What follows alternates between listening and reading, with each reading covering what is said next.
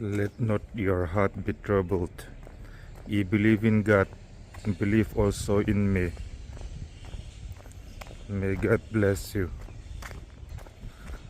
Amen. In thin lung mang ang su se, pathian in ringe, kay po mi ring vero. Isua kan rin avangin kan thin lung amang ang lovang. Lalpan malsawm se rawh se. Amen.